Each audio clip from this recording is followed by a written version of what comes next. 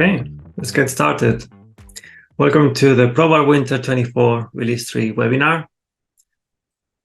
My name is Samuel Arroyo. I'm the VP of Product at Provar. You probably know me by now with all these webinars, and feels like we have one every month. But that's good. We're building new features almost every month. Thank you for joining. I want to say also thank you for trusting us with your needs around test automation and helping you in your journey to a more mature state of quality for everything that you do. Today we will be looking at new features and enhancements that we've introduced on the latest releases of Automation and Manager. We'll be looking at automation, and also today we have Simon Carter with us, who will be demoing some parts of Test Builder and NitroX, showing us what's new there. We have the great news that NitroX is now GA after a long while of making sure it's polished and working as expected and doing what we want it to do.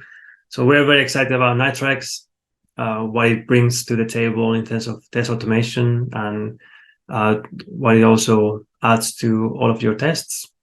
We'll be looking at Manager and Grid and sharing a bit about updates to the platform in itself, as well as some courses that are new in the University of Provar. Hopefully we'll manage to do all of this in 35 minutes and leave 10 minutes of Q&A by the end. Cool. So let's jump onto Provar Automation first. On this new 2.11.3 release, we have three major new features. The first one is locking encryption. So basically, you're able now to add an additional level of encryption to your test project to allow your admin or somebody with high privileges to be the only person to unlock your project. But we have a video on the next slide about this to go a bit more into detail.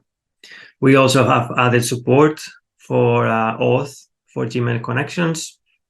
And also some of our customers were asking for the ability to use CSV write functionality. So be able to create and write CSV files using our APIs. So we've added support for that. And thank you for asking for all these features. It really helps us to prioritize what should go on the roadmap. So without further ado, I want to show you a video that our colleague Ravi created. He was in charge of building this functionality and having the team build it. So hopefully you can hear it and everything is fine here. Hello everyone. Thanks for joining me today. I'm Ravinder, Senior Product Manager at Provar. In this session, I'll talk about our new enhancement, that is lock encryption. Lock encryption is another layer of security on top of our current project encryption. So in today's video, we will see how project encryption works, why we need lock encryption, and how to apply lock encryption. So let's jump into the demo right away. So I have Provar open and a sample project open. So this project is not encrypted. It means I have all passwords in the plain text. The first thing I'm going to do is I'm going to apply encryption to my project. I will enter a password. So that way my project is encrypted. So this is the existing feature that we already have in the product. And if you go to secrets now and see, all the passwords are in encrypted format. So this is a good use case when you want to share the project with your colleague via VCS or via Drive. But during the process, you don't want any other person to see the password in plain text. Means anyone who has access to VCS or Drive could go to this file and see the password in plain text. But when you encrypt the project, they'll not be able to do so. Also, any person who is actually importing the project will have to enter this password to actually use the project. It means only the authorized user who have the access to this project or who has the password will be able to use the project. No other user can use the project. So this is a good use case when you want to encrypt your project and share it with your colleague. But the catch there is when you share it with your colleague and share the password with them, definitely they will be able to use it, but they will also be able to remove the encryption. Means they can enter the same password here, and once they do it, they will be able to see the password in plain text. So this is where lock encryption comes into picture. So this is for the second use case. When you want to share the project with your colleague, you want them to use the project, but you don't want them to actually see the password. So let me apply lock encryption. Now I will set another password on top of my project encryption, and that way my encryption is all logged. It means if anyone is going to use the project, they will be able to use the project by the first password, project encrypted password, but if they try to remove the encryption, they will have to enter both the password. So here what admin can do, admin can only share the encrypted password with the user, but they can keep the lock password with them or with the admin users if they don't want them to remove the encryption. So that way user will be able to use the project, but they will not be able to remove the encryption. So let's see that. I will restart Provar just to mimic the behavior.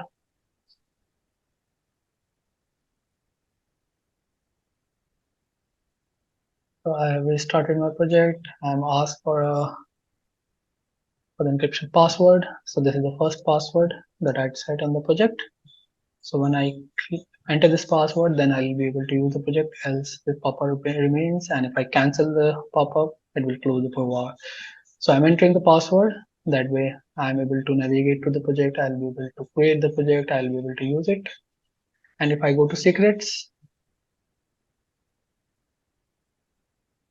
so it is still encrypted. It means I'm able to use the project and my secret remains encrypted. But since I had the password, I was able to remove the encryption in the past. But now since I've applied lock encryption, let's see what happens. So I click on remove encryption. Now it is asking me for both the passwords. It means I'll have to enter encryption password that I was shared in the beginning and the second password that I used to log the encryption. So what admin can do, if they don't want other user to remove the encryption, they can keep this password with them and don't share with anyone. That way, the project will remain encrypted and they'll not be able to remove the encryption. So this is the use case for which we have introduced lock encryption. Now, if I enter second password, let's try incorrect one. Then it's gonna say you have tried incorrect password. I'm gonna enter the correct one now and remove the encryption. So only if you enter the correct password or only the authorized user who has the locked password along with encryption password will be able to remove the encryption. So this is the use case for lock encryption. So that's all for this demo. I hope it was helpful. If you have more queries, contact us at sales@provartesting.com. Thank you for your time.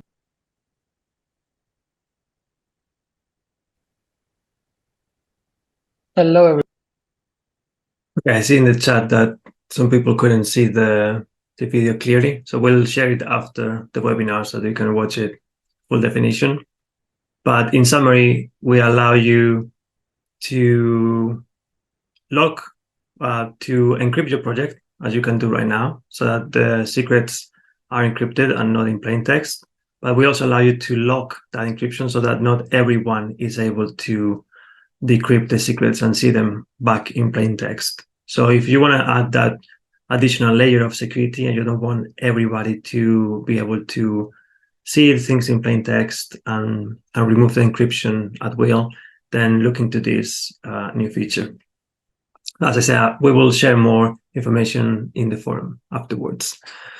Now it's time for Simon Carter, our Senior Technical Product Manager, to give us a brief of the new functionalities and features that are coming up with Test Builder and NitroX. Hello, everyone, and nice to meet you all for the first time. So yeah, as Samuel said, I'm a Senior Technical Product Manager. I've been at Provar now for about 4 years. So I'm going to go through some of the improvements we made to test automation and then also NitroX. So next slide, please, Samuel. So first up, we've got a new feature in Test Builder, what we're calling Inline Add. So this is a new feature we've added to enhance your user experience and reduce the number of actions to add a test step. So instead of selecting the Test Builder palette and then adding your test step, which will be added to the end of your test case, and then moving it into position with drag and drop, what you can do now is basically hover over a test step, which will then activate this inline functionality, which enables you to either add a test step before or after, directly before or directly after that actual highlighted test step, and that will become a sibling, or you can add a child test step, as you can see in the video here. So this is giving you a bit more functionality, hopefully making you a bit more productive within Test Builder, just to enable you to quickly add the test steps rather than going through multiple different actions, either through Studio or Test Builder. Next slide, please, Samuel. And then a new beta feature we've introduced into Test Builder is what we've called Locator profiles. Well, this will enable you to apply filters to the recommended Provar locators when you're adding or editing a test step. Being a beta feature, you'll need to switch this on using a feature flag within the provar.properties. If you need more information, then please go to the support documentation. And once this feature is actually switched on and you're running Test Builder, you can toggle the locator profile on and off by just going into the top right-hand corner of Test Builder, and you can toggle it on. And what it will do is then when you do your add test step or your edit your test step and you've got a locator in your page object, or for example, it'll basically filter out any of the attributes that we define in the profile. So you may see in the video here, we may recommend that you use when you do an add test case, you might get a recommendation to use an ID for a particular element. So what we're doing here is we've selected basically a Salesforce profile, which then says it doesn't recommend using the ID. It will then pick the next relevant attribute instead. So what it's done is basically filtered out attributes that you decided that shouldn't be used as part of the locator, just to reduce the number of steps for you again. So you don't need to manually edit the locator. If you apply the profile will take that into Test Builder will take that into consideration and then filter that out when it provides you with a recommended locator. So again, please, if you need more information on this, go to the support documentation. And then also, because this is a beta feature, we're keen to get your feedback. So please let us know if you like this feature or you think there's some new additions. There is the ability to create your own custom profiles. So we've supplied a Salesforce profile here just by default, but you could create your own custom profiles where you want to ignore certain other attributes as well. So yeah, have a play and then give us some feedback and let us know what you think. Next slide, please, Samuel. All right, so now I'm thrilled to announce that NitroX is now generally available with many powerful features and capabilities. So this has been in development for a while now. Now NitroX focuses on components, making your test automation more organized, maintainable, and reusable. So one of those key areas that we've delivered here, the benefits of NitroX, is adaptive locators, where NitroX adapts its locators based on predefined parameters, and we then kind of guaranteeing the correct identifiers are used for certain elements that we've defined, to make sure that we're locating your element on the page. And then if we've got where we adapt to that is if something changes on the page because of the insight that we've captured for that locator, we'll try multiple different locators based on that page. So this is quite an exciting change for us. So yeah, again, if you've got some feedback, please let us know. There's another slide later on that we'll get to on this, but I'll just do a quick overview. So deeper locator insight. So this is one of our kind of groundbreaking changes where we're leveraging not only DOM attributes and custom DOM attributes. You can actually leverage JavaScript properties and JavaScript objects in your locators now. So this is quite different to what you may get with other technologies. So you can actually use a JavaScript object and the properties in that object to then locate your element on the page. So this is giving you more precision, giving you more robust and reliable locators because we're using a deeper level of information and ensuring kind of pinpoint accuracy when you're trying to locate those elements. Next one there is parameterized locators. So again, we're trying to reduce the amount of duplication you might get with page objects or creating locators. So this parameterized locators is kind of eliminating duplication, if you like, where we're kind of embracing reusability. So you can inject values at runtime and making your automation more effective and adaptable. The next one there is auto weights. So this is where we've built in weights that react to the state of the page and elements on the page to help reduce the number of manual weights you might need to add to your test case. So this is quite interesting. So again, focusing on reducing the number of test steps that you need to add. So building in functionality so that, you know, it will automatically weight based on the state of an element on the page. So the next one there is observant interactions. So this is quite interesting again. So building on the same sort of theme there with auto weights.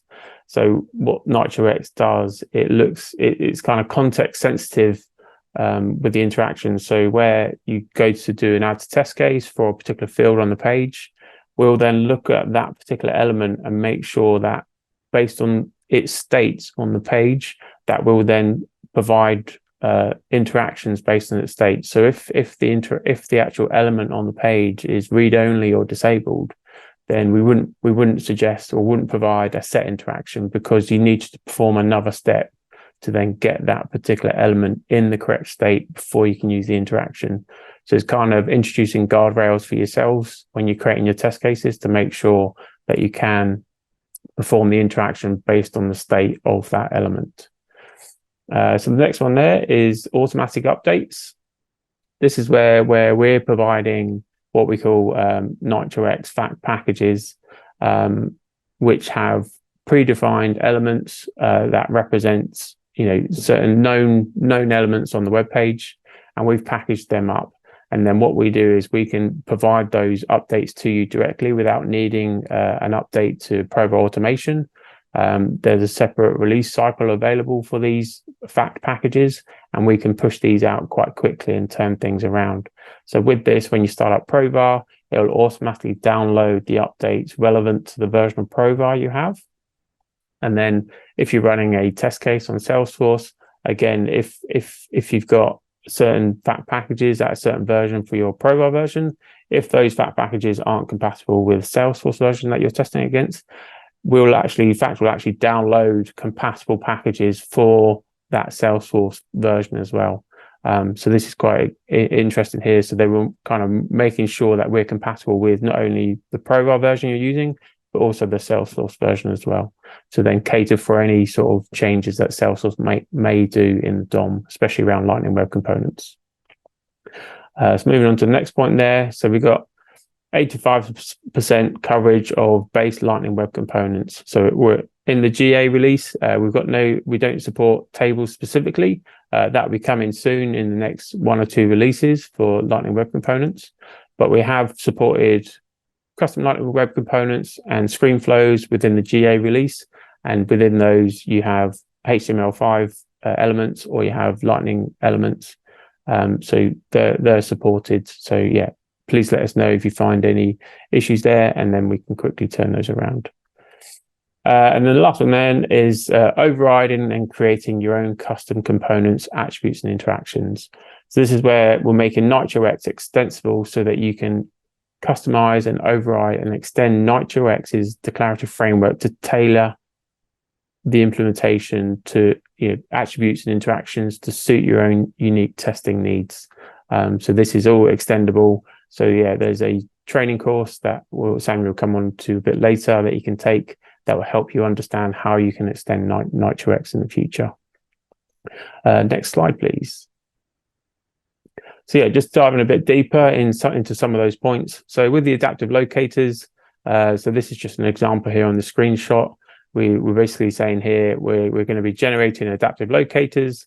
We've got our first locator that's been generated, which is the preferred user locator, which is configurable on Test Builder, basically by selecting the fields that you want to, you know, primarily locate the element on the page.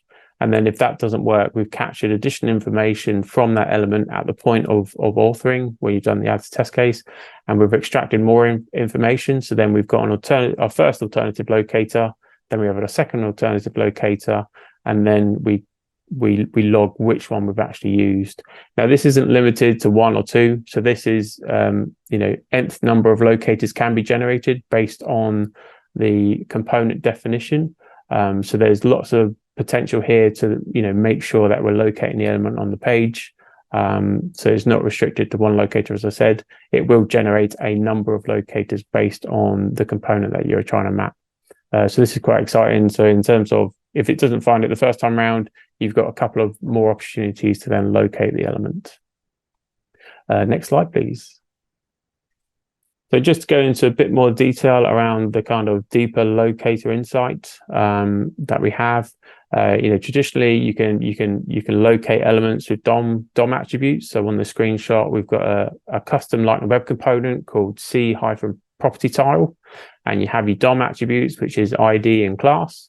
Then we have some custom attributes called record ID and data index. And then with NitroX and Provar X, you can actually then use the JavaScript property and the JavaScript object and child properties as well. So if you wanted to create a locator that had record ID, you could use that. Or if you wanted to use within the property object, if you wanted to use address or city, I think I haven't populated the ID value there for some reason, so that, if we assume there's an ID value there, you could use that ID as well. So it's giving you another level of information to locate that element on the page. So with the JavaScript objects themselves, there's probably more reliable information there that you could probably locate your element with. Next slide, please. Okay, so then with the parameterized locators, so this is all available in Test Builder. So if you map something with NitroX, which is either a custom Lightning Web component or a ScreenFlow, based on the predefined fact components that we have. So in this screenshot, we've got a Lightning formatted number.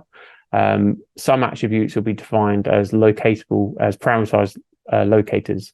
So with that, NitroX will display these parameters in the field detail section, but as a parameter rather than a field. So then you can inject a value, or you could create a variable and inject that variable. And instead of creating a duplicate locator, we'll create one locator effectively, and the actual values will be stored at the test step level. So then they can be injected at runtime. So again, reduce duplication and enable you to inject values at runtime. So in this example, we've got a value of 5, which is basically referring to the beds. You could inject a value of 20 to find, a different element on the page with a beds that has 20, beds 20 or something. So yeah, next slide, please. Okay, so this is again what I referred to earlier of observant interactions. So on the screenshot here, we've got the same component, but we've got a field called search key. In the first screenshot at the top, you've got on the top left, the actual field is disabled, and then in the screenshot on the bottom, the search key is enabled. So in the screenshot on the top, you'll see on the right hand side, I've just shown a snippet of Test Builder and the interactions. You can see we've just got a read assert interaction. So we've taken into consideration the state of the element when we're saying what interactions are available to use with this particular element that you selected. So then once that element has been put in the right state, so it's been enabled where you can enter a value and you do another add test case, you can, on the bottom screenshot, on the right hand side at the bottom, you can then see that we have the interactions available based on that state. Now it's editable. You can append or clear or set a certain value, whereas you couldn't previously because it was in the wrong state. So again, this is just introducing kind of safeguards to make sure that when you're building out your test cases that you're getting those elements in the correct state, and then we're providing interactions based on that state on the page. Next slide, please. And that's it. So thank you very much. Thank you, Simon. Just to reiterate that we are very excited about NitroX. We've been spending around a couple of years, I think, building this technology.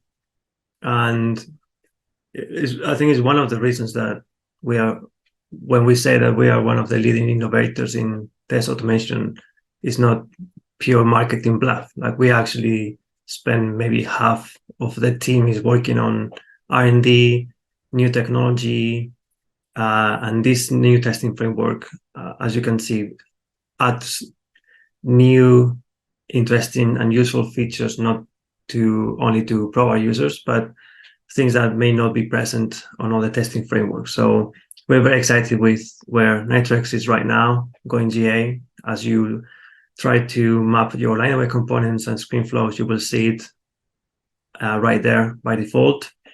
But we're very excited with the roadmap, being able to support tables, being able to share your components in a marketplace, and be able to also have pre-made components for all the different clouds. So keep an eye on this technology. As we develop more things for it, you will see it on the release webinars, and we may have even specialized webinars just all around NitroX. So thank you, Simon, again, and let's move to Provar Manager. So on Provar Manager itself, there haven't been many changes at the moment. Most of the development was focused on Provar Grid. So one of the outstanding issues with Manager was restrictions around character limit on some fields on test case and test step. So we've introduced new fields with much higher limits that you probably never reach on test case and test step. So keep an eye on those. And we have also introduced a new priority field on test case. We are using Test Manager internally. So our QA team is also at the moment adopting Provar Manager. We used to use Sapphire, which is a test management tool that sits on Jira. And we have an internal initiative to actually use our own tools, what they call dogfooding. And some of the requirements come internally. So this was one of them where they asked us, well, we need to define the priority for a test case to understand if it's low, medium, high, critical. So we're one of our own users and very critical of ourselves sometimes. So I think that helps. We've spent a lot of time as well on the Jira plugin. So if you are a Provar Manager user and a Jira user, now you are able to map custom fields, whereas before you couldn't do that. And also you can automatically import subtasks when you import the issues like user stories. So that was also something that our customers asked for, and that is finally here.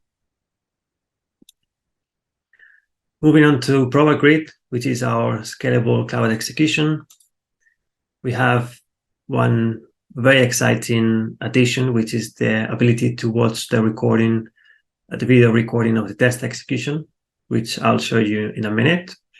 And also we fine-tuned the way in which we generate, the way in which we run in parallel the different operating system and browser combinations.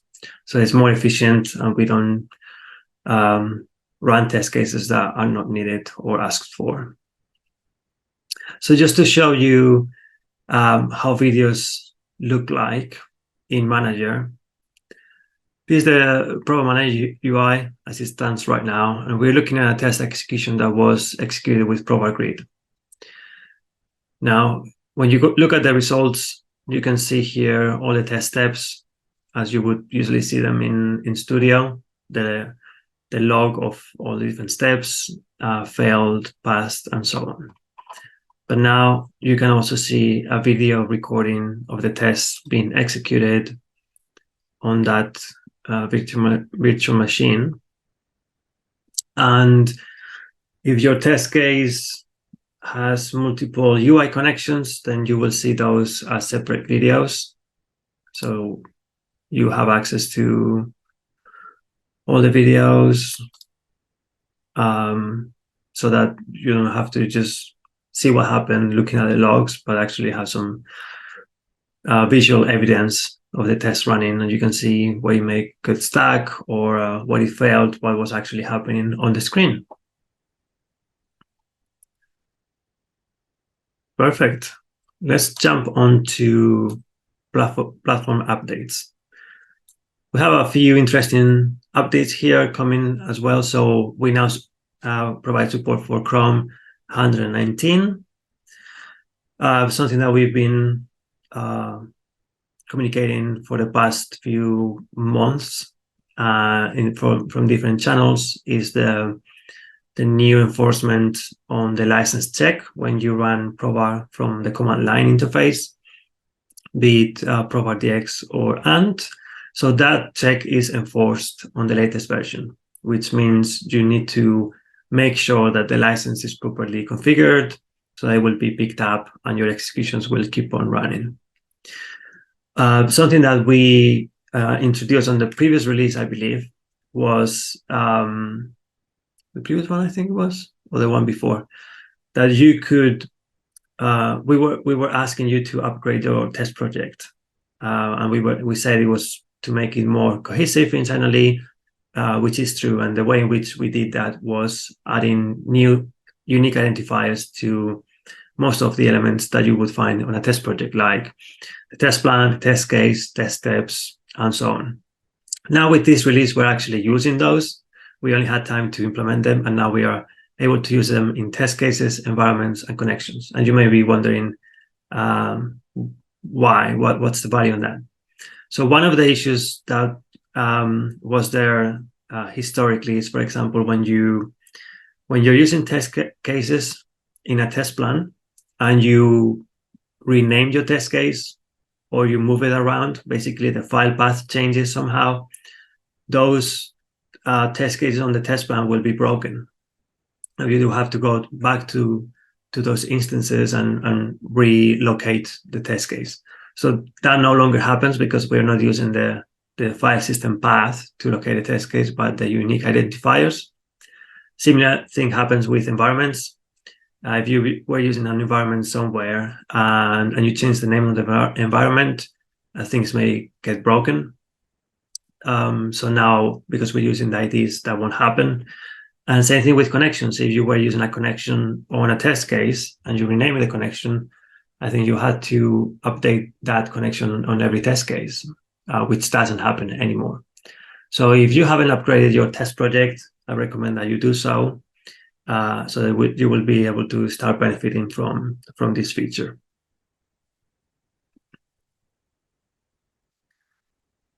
I think University of Provar may be the last one.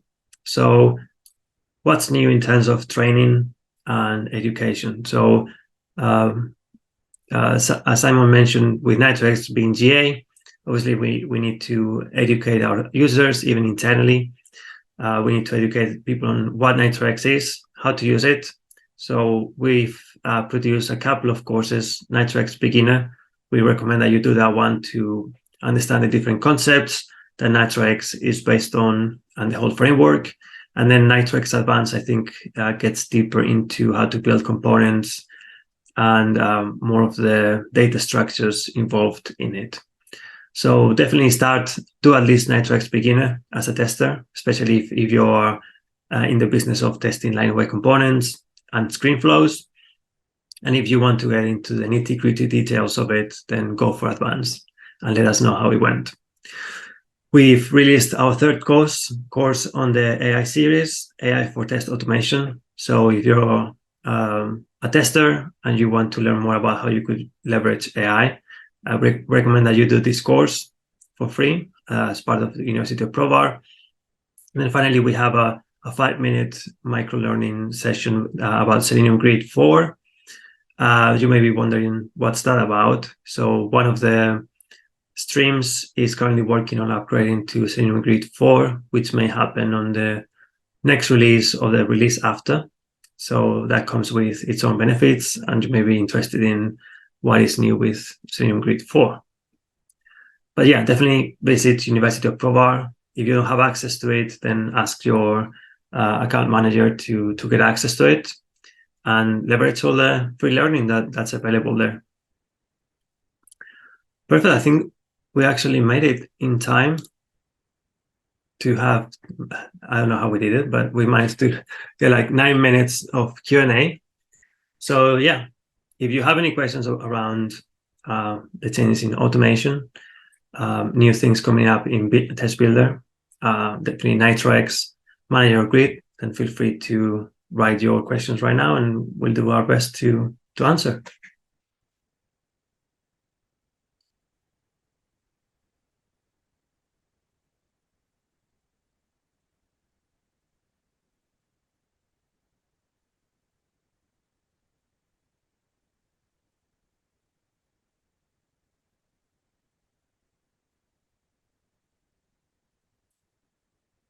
Okay, I'll do the one. I don't know, Simon, if you're looking at the Q&A as well. Yeah, do you want to answer them in order, or should we do it that way? You want to answer the two ones that are around NitroX, and I'll do the Copado one. Yeah, sure. So yeah, I'll answer the first one. So the first question is, for automatic updates, do we no longer need to update Provar manually with new versions? So yeah, that's right. So with NitroX, you don't need to necessarily update Provar Automation. It's slightly separate to automation functionality. So if there is a change to NitroX, we can push the update automatically to you guys. So it's updated as soon as you restart or start Provar Automation. So it'll pick up the latest fact package changes. So if we, for instance, added a new interaction to a component, then when you start or restart Provar Automation, it would automatically pick that up for you. So there's no need to download a new version of Provar Automation. I hope that answers the first one. If not, then please write another question. Second question, is NitroX included in Provar Automation or additional? So it's all included in Provar Automation, so there's nothing in addition required. So in the new 2.11.3 release, it's available now. So yeah, as I said before, it supports custom light web components and screen flows. There is the ability to create your own custom fact packages and components for other things you may want to test, like non-Salesforce applications. There will be a little bit of learning that you need to do there first in order to do that. So I'd recommend the two training courses, so the NitroX Beginner and NitroX Advanced. But if you need some assistance, then please reach out and we'd be happy to assist you. There's a little clarification. You don't need to update automation if the only thing you want to update is NitroX components. But for everything else, you still have to update automation, like you want to leverage any new feature with Test Builder or even the NitroX framework, I believe. So it's only the components that can be distributed outside of the normal releases, isn't it? Yeah. Cool. Let's go with the Copado integration. There's no updates on that front yet. We're still looking into it. We managed to have maybe I think a couple of conversations with some customers who are also using Copado. We took some notes, but if you use Copado and you haven't talked to us yet, then we would like to have a chat. For a bit of context, we're building a plugin between, there is a plugin already between Manager and Copado, but we want to improve it. And for that, we need to understand how you use Copado in real life in your team. So if that's one of you and we haven't spoken before, then please reach out. Let me take any non-NitroX one. They're all NitroX, so all for you, Simon. Thanks for me. Okay, yeah, so the next one is there any self-healing functionality for when tests break? So with NitroX, with our adaptive locators, that is our solution for self-healing, where it will basically take the current state of the web page and the elements on the page to then automatically, resolve the locator for you based on the information we captured at the point of authoring. So yeah, there's a bit more information on that on the website. But that is our kind of self-healing solution, which is called adaptive locators. So the next question, when will NitroX be updated and released by Provar? Example, will there be a release between major releases? Will there be hotfixes? Will Provar notify its users when hotfixes become available? It's a good question. Yeah, so NitroX fact packages can be released in between NitroX releases. So what we do there is basically we have a framework in place where we have compatibility between the Provar version and the Salesforce version, as we mentioned previously. So if we need to apply a change to a component, we'll make sure that that is compatible with your Provar version and then push that out so you get that automatically. Yeah, and in terms of notifying users, yeah, certainly we can publicize on the website. If you'd prefer to have an email, then let us know, and then we could also email customers to let you know that there is an update to the FAT packages. But it all happens in the background automatically for you, so there's nothing for you to worry about. We don't introduce breaking changes for our patch, so it will be to resolve a bug that has come up, either identified by ourselves or maybe from a customer. Okay. Next question. So the question is, okay, so will we have to keep up to date with normal Provar release manually? All the NitroX updates will be pushed automatically. Yeah, so with standard Provar Automation, you'll still need to keep up to date with the Provar Automation updates. But yeah, with NitroX, they'll be downloaded for you automatically. And I think that's all the NitroX ones for now, is it? Yeah. Can you look at the anonymous item? Can this be implemented with existing test cases, or we need to create new tests? Okay. Yeah, you can either. So you can use existing test cases or new tests. You just basically, when using Test Builder, do add to test case, and then based on Test Builder, looking at that element on the page and the structure, if it meets the criteria to use NitroX, then NitroX will be the default suggestion when you see the add test step editor. There'll be the option to switch to a page object if you want to, but if it meets all the criteria, then the NitroX Locator functionality would be suggested to you. On that topic, you've mentioned that at the moment it works for line-away components, most of them, and screen flows, but maybe you could briefly share some of the ideas that some of our early adopters are thinking on. Where would they like to use NitroX as well? Yeah, so there will be additional packages coming in the future. So we will be looking at Experience Cloud, Omni Studio, potentially Aura as well, to add more capabilities there. But some of our early adopters are using NitroX for some of their own customizations within the Salesforce platform, where they've either created their own custom tables or using it outside of Salesforce for their own web applications. So yeah, the framework itself is quite flexible. So yeah, as I said earlier, I'd recommend using the training just to get a base understanding, and then if you need some assistance, then reach out. But yeah, it's not just custom like web components and screen flows, although that is initially what we're supporting with GA. It can be used for lots of other things, but there is some configuration required. Thank you. I'll answer the last question and we'll probably finish there. So can we link test results against the user stories we've linked them to? So in Manager, that would be, you have user stories, you have test cases against them, and those test cases will have test results or test executions related to it. So you're going like down 2 levels. There's no easy way of doing that without some development, but with a report you can get that information anyway. So you can do a report of test executions, what test cases related to, and the related user stories. So if you don't want to wait for any extra development to be done on Manager, I recommend that you use a standard Salesforce report for that. And I think that was already answered. Can you leverage NitroX for non-Salesforce applications? Like, yeah, some people are using it or thinking of using it for their own websites, web applications, and so on. If they do the NitroX Advanced course, will they learn how to do that? Yeah, it will certainly help them, obviously, give the information to be able to do that.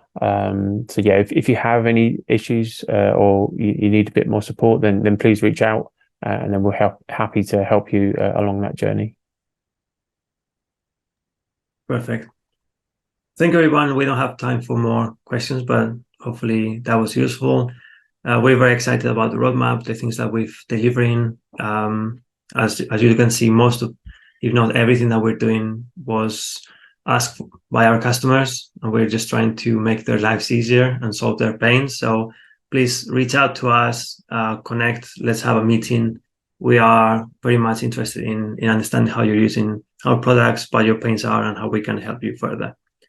But thank you very much. And if you have any other questions or we weren't able to answer them right now, please go to the forum and we can continue the discussion there.